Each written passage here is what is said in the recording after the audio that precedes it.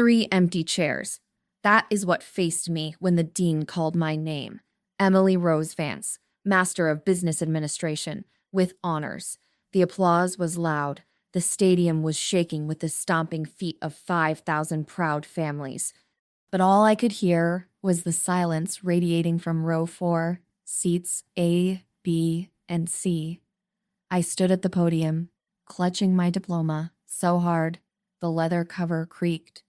I smiled for the photographer, but my eyes were locked on those 3 vacant spots reserved for my mother, my father, and my sister Jessica. I had paid for their plane tickets. I had booked their hotel. I had sent them the itinerary 3 months in advance. As I walked off the stage, the gown heavy on my shoulders, my phone buzzed against my leg. Once, twice, 3 times. For a split second, a foolish, desperate part of me thought, maybe they're just late. Maybe they're lost in the parking lot. I pulled my phone out of my pocket, hiding behind a pillar near the exit. It wasn't a congratulations text. It wasn't an apology. It was a notification from my bank. Alert, transaction approved, $3,200. The Sapphire Resort and Spa, Cabo San Lucas. I stared at the screen, my breath catching in my throat. The Sapphire Resort. That was the place Jessica had been obsessed with for months. The place she said she needed to go to for her mental health because planning her 21st birthday was too stressful. Then came the text from my mother. Emily, honey, don't be mad. Jessica was having a breakdown. We had to take her away for the weekend to calm her nerves. We'll celebrate your little school thing when we get back. Also, we used the emergency card. Family helps family, right? My little school thing. I looked at the diploma in my hand. 5 years of night shifts. 5 years of instant needles and skipped vacations. 5 years of being the responsible one while Jessica was the fragile one. I didn't cry. I didn't scream. I just looked at that bank notification glowing on my screen like a target. Family helps family, I whispered to the empty hallway. They thought I was the safe, quiet Emily, the one who always paid the bill, the one who never made a scene. They were right about one thing. I was the one who paid the bills, which meant I was the one who could stop paying them. And they had no idea that they had just swiped that card for the very last time. To understand why I didn't scream right there in the graduation hall, you have to understand the role I was born into. In the Vance family, there were 2 distinct roles. Jessica was the masterpiece. I was the maintenance crew. From the time we were kids, it was subtle. Jessica got ballet lessons. I got a library card because reading is free. Jessica got a new car for her 16th birthday because she needed to be safe on the road. I got a bus pass and a lecture about how public transport builds character. My mother always had a reason. Jessica feels things more deeply than you, Emily. She's fragile. You're strong. You are our rock. I wore that word, rock, like a medal. I didn't realize rocks are only useful for one thing, being walked all over. When I got my first job as a junior analyst, the dynamic shifted from emotional support to financial survival. My father sat me down at the kitchen table, looking tired and gray. He told me the business was struggling. He told me they might lose the house. We just need a little help, Em, he said, gripping my hand, just until we get back on our feet. So I helped. I took over the water bill, then the electricity, then quietly the mortgage. Every month, $2,500, left my account labeled Vance Family Home. I stayed in a cramped studio apartment with a radiator that hissed like a dying cat, eating peanut butter toast for dinner while my parents posted photos of their renovated patio on Facebook. I never asked where the renovation money came from. I assumed they were scraping by. But the real drain was Jessica. She needs a portfolio for her modeling career, Mom would text. It's an investment, Emily. She needs a car that matches her brand, Dad would say. She can't show up to auditions in a clunker. And I paid. I paid because I thought I was buying their love. I thought if I wrote enough checks, eventually they would look at me with the same, and there were reasons for me to find someone with a praise that wouldn't pay for their kids. I thought love was a transaction, and I just hadn't paid the full price yet. That credit card, the one currently racking up charges in Cabo, was the final shackle. 6 months ago, Mom called me in tears. She said her blood pressure medication wasn't covered by insurance. She said Dad's back was acting up. They were scared. Please, Emily, she sobbed. We just need it for emergencies. Medical emergencies only. I promise. I gave them the card. I handed over the plastic key to my credit limit, believing I was saving their lives. I was so stupid. Standing there in my graduation gown, scrolling through the transaction history, the veil finally lifted. May 12th, Sephora, $450. Medical emergency, May 15th, Ticketmaster, $600. Presumably for a very musical doctor. Yesterday, Cabo Flight X3, $1,800. And now, the resort. They weren't sick. They weren't struggling. They were using my salary to fund the lifestyle they felt they deserved, while I worked 18-hour days to fund the roof over their heads. I wasn't their daughter. I was their venture capitalist. And Jessica was the failing startup they kept pouring my money into. The rock crumbled, but underneath the rubble, something else was waiting, something sharp, cold, and very, very tired of paying the bill. I looked at the photo of Jessica on Instagram, posted 10 minutes ago. She was holding a margarita, wearing a sun hat I recognized because I bought it for Mom last Christmas. Caption, living my best life. Healing era. Healing era, I muttered, my thumb hovering over the banking app. Let's see how much healing you can do when the credit card declines. I walked out of the arena, clutching my diploma like a shield against the waves of happy families crashing around me. Dads were lifting daughters onto their shoulders. Moms were arranging bouquets of roses. I kept my head down and walked fast. I found my car, a 10-year-old sedan with a dent in the bumper I hadn't fixed because I paid for Jessica's braces instead, and locked the doors. The silence inside the heavy metal box was suffocating. My phone buzzed again. A text from Dad. Hope it went well, kiddo. We'll make it up to you. Promise. Make it up to me, just like they made up for my 16th birthday, which they forgot until the next day. Just like they made up for my high school graduation, where Dodd left early to catch a golf game. I opened Instagram. I needed to see it. I needed to hurt myself with the truth so I wouldn't back down.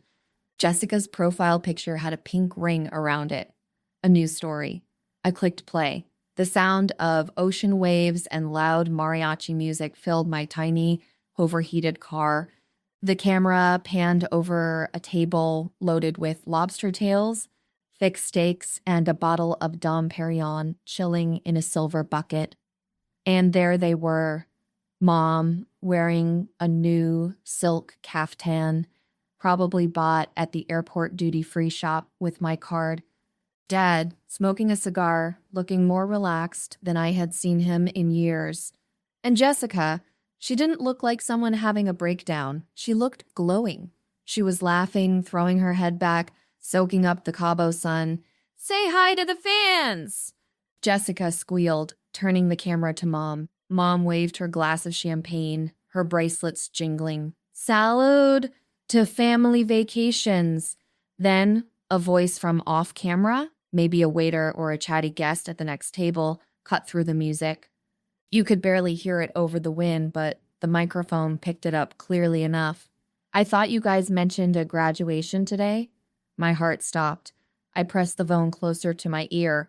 Mom's face didn't even flicker. She just laughed, a light, dismissive sound that chilled my blood. Oh, that's just Emily. She doesn't care about sentimental stuff. She's a workaholic. Honestly, she probably prefers we aren't there to distract her. She took a long sip of champagne. Besides, Jessica needed this. Mental health comes first. Jessica giggled, grabbing the bottle of Dom Perignon. Thanks for saving me, Mommy. And thanks to the magic plastic for paying for dinner. She flashed the card at the camera. My blue sapphire reserve card. The one embossed with Emily R. Vance. The one reserved for life or death emergencies. The video ended. The screen went black, reflecting my own stunned face. She probably prefers we aren't there. Magic, plastic. It wasn't just that they stole from me. It wasn't just that they lied. It was that they had turned my exploitation into a joke. They were laughing at me. They were drinking $300 champagne paid for by the daughter they abandoned, toasting to the daughter who did nothing but take. I looked at my diploma on the passenger seat, Master of Business Administration. I knew a thing or two about bad investments. And looking at that video, I realized I had been pouring capital into a bankrupt enterprise for a decade. The sadness in my chest evaporated. In its place, a cold mathematical clarity settled in. I didn't need to scream. I didn't need to cry. I just needed to execute a liquidation strategy. I opened my banking app, I opened my contacts, and then I opened the Notes app, where I kept a list I had been too afraid to use. List of assets, Emily Vance. Item 1, the credit card. Item 2, the mortgage payments. Item 3, the car insurance. Item 4, the phone plan. I looked at the time. It was 2 p.m. in California. It was 3 p.m. in Cabo. They were probably ordering dessert right now. Enjoy the lobster, Mom, I whispered. It's the last meal on the house. I put the car in gear. I wasn't going home to cry. I was going to the bank. Section 4, the sunk cost fallacy. The bank lobby was quiet. It smelled like floor wax and old money, a sharp contrast to the humid, sticky air of my car. I sat in a leather chair across from a personal banker named David. He looked about my age, wearing a tie that was slightly too wide. So, Ms. Vance, David said, typing on his keyboard, you want to report a lost card? No, I said, my voice steady. I want to report theft. And then I want to sever all joint financial associations. David stopped typing. He looked up, confused. Deft? You mean unauthorized charges? We can dispute those. But severing associations, that's a bit more complex if these are family members. I have my MBA, David, I said, placing my hands on the cold maha. I have my AI access to a company with my business. I want to work on my daughter. In business school, they teach you about the sunk cost fallacy. It's the tendency to continue investing in a losing project just because you've already put so much resources into it. You think, if I just put in a little more, it will turn around. I'd been doing that with my family for 10 years. I looked at the computer screen turned towards me. David had pulled up the full profile of the Vance family finances.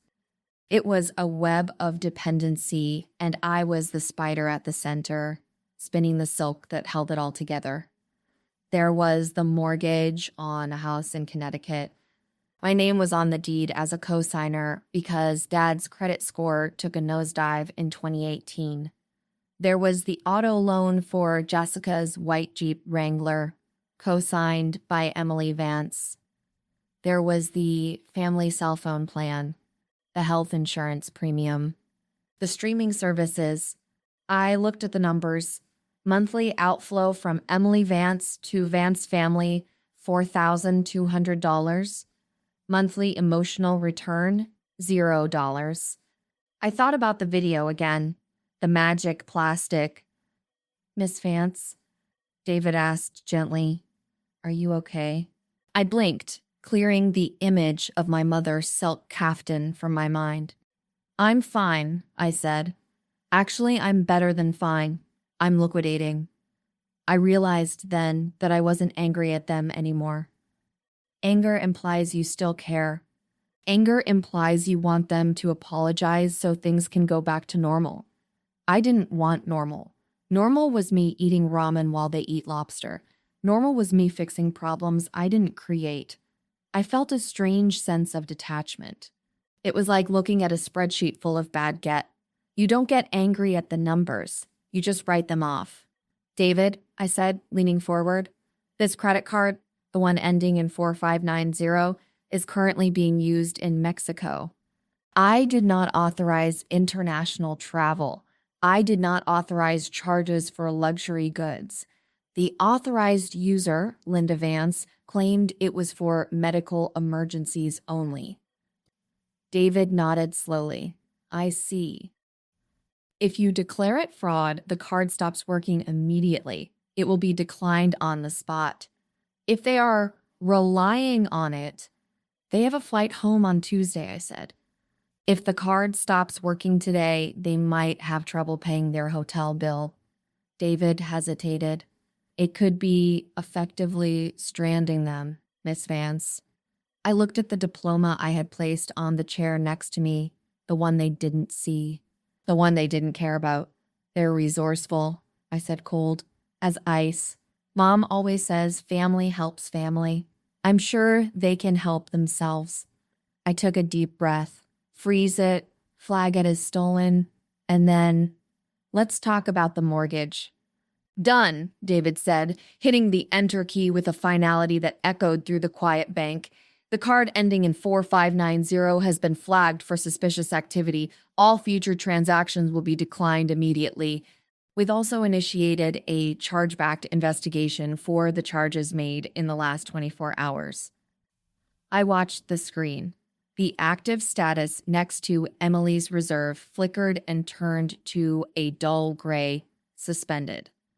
It was the first domino, and I pushed it over with my pinky finger. Now, I said, opening the folder I had brought with me, let's talk about the joint checking account, the one my paycheck goes into. David pulled up the account. Balance is $42. I laughed. A dry, humorless sound. Yesterday, that account had $3,000 in it. My bonus, my graduation money, gone. Probably sitting in a cash register at a duty-free shop in Cabo. Close it, I said. Remove my name. Revoke my direct deposit authorization, effective immediately. David hesitated. If we close this, any automatic payments linked to it will bounce. The mortgage, the utilities. I know, I said. That's the point. He looked at me, and for the first time, I saw a flicker of respect in his eyes. He wasn't looking at a victim anymore. He was looking at a CEO executing a hostile takeover of her own life. Sign here, he said, sliding a paper across the desk. I signed. Emily Rose Vance. The loops of my signature felt sharper than usual. I locked out of the bank 20 minutes later, but I wasn't done. I sat in my car, the air conditioner blasting against the sweat on my neck, and opened the Verizon app on my phone. Account owner, Emily Vance. Lines, 4. I tapped on mom. Data usage, 4 GB. Roaming. I tapped on dad. Data usage, 1.2 GB. Roaming. I tapped on Jessica. Data usage, 8.5 GB. Roaming. They were live streaming their vacation. They were uploading 4K videos of their lobster dinner using international data that I was paying $10 a day for. I didn't just want to cut them off. I wanted to plunge them into the dark. I navigated to the suspend service menu. Reason for suspension? I scrolled past lost, stolen, and clicked other. I selected all 3 lines. Warning, Suspending these lines will prevent outgoing calls and data usage immediately. Good, I whispered. I pressed confirm. Next came the car insurance app. Jessica's Jeep. Policy status. Active. Premium due. Tomorrow. I clicked cancel policy. Reason. Vehicle no longer driven by policyholder. Technically true. I was the policyholder, and I certainly wasn't driving it. Finally, I opened the power company portal for the house in Connecticut. Scheduled payment, $340. May 24th. Cancel payment, remove saved payment method. It took me 12 minutes. In 12 minutes, I had dismantled the entire infrastructure of their comfortable, parasitic lives. I imagined the scene in Cabo, the waiter bringing the check for the dessert, mom reaching into her purse for the magic plastic, dad checking his phone to see the score of the game, only to see no service in the corner. I leaned back in the driver's seat and closed my eyes. I expected to feel guilty. I had been programmed since birth to feel guilty for existing, for taking up space, for not giving enough. But I didn't feel guilt. I felt light. I felt like I could finally breathe. The engine hummed beneath me. I put the car in drive. I had one more stop to make before the chaos started. I needed to change my own number. Because in about 10 minutes, when that credit card was declined, things were going to get very loud. I sat in my car in the parking lot of a T-Mobile store, clutching a new SIM card in my hand. My old phone, the one they knew, the one they blew up with demands, lay on the passenger seat. It had been quiet for 45 minutes. And then the screen lit up. Not a text, not a call. A notification from the banking app I hadn't deleted yet. Transaction declined. The Sapphire Resort, $480. Reason? Card suspended. I smiled. The dessert bill. 5 minutes later. Transaction declined. The Sapphire Resort, $10. Probably trying to buy a bottle of water to calm down. 10 minutes later. Transaction declined. Uber Technologies. They were trying to leave. They couldn't. Because I had cut the data, they couldn't check their banking apps to transfer money. Because I had cut the cards, they couldn't pay for a taxi. They were stranded in paradise with nothing but designer caftans and a severe lack of liquidity. The phone rang. It wasn't Mom. It wasn't Jessica. Caller ID +50 Mexico. It was the hotel landline. I should have answered. The smart thing to do was to drive away and never look back, but I needed to hear it. I needed to know the sunk cost was truly gone. I swiped answer and put it on speaker. Emily. It wasn't a greeting, it was a shriek. My mother's voice was so high-pitched it distorted the speaker. Behind her, I could hear Jessica sobbing, the loud, theatrical sobbing she used to get out of speeding tickets. Emily, what the hell is going on? Mom screamed. The card was declined. The waiter threatened to call the police. We had to leave Dad's Rolex as collateral just to leave the restaurant. Oh, no, I said, my voice flat. That sounds stressful. Stressful? It's humiliating. And our phones aren't working. We're using the front desk phone like peasants. Fix it, Emily. Transfer the money right now. Jessica is having a panic attack. I can't, I said. What do you mean you can't? I closed the accounts, Mom. I reported the card stolen because it was. Silence. Absolute stunned silence. Even Jessica stopped crying for a second. Stolen? Mom whispered, her voice trembling with rage. I told you I needed it. For medical emergencies, I corrected. Lobster isn't medicine, Mom. Neither is a VIP photo shoot. We are your family. She warred, the mask slipping completely. You ungrateful little brat. After everything we did for you, you owe us. I don't owe you a cent, I said. I did the math, Mom. I paid the mortgage for 3 years. I paid for Jessica's car. I paid for this trip. I've paid enough. You listen to me, she hissed. If you don't unlock this card, we are stranded. We have no cash. We have no way to the airport. Do you hear me? We are stuck. I looked at the T-Mobile store in front of me. I looked at the new life waiting for me, one where my paycheck belonged to me. I remember you saying something earlier, I said softly. On the video. What video? The one where Jessica called my credit card the magic plastic. Well, Mom, the magic ran out. Emily, don't you dare hang up. Emily, figure it out, I said. You're resourceful. Family helps family, right? I tapped the red button. Then I turned off the phone. I opened the car door, walked to the trash can outside the store, and dropped the device inside. It landed with a satisfying thud. It's been 8 months since I left my phone in a trash can outside a T-Mobile store. I live in Chicago now. I have a loft with exposed brick walls and big windows that look out over the lake. It's quiet here.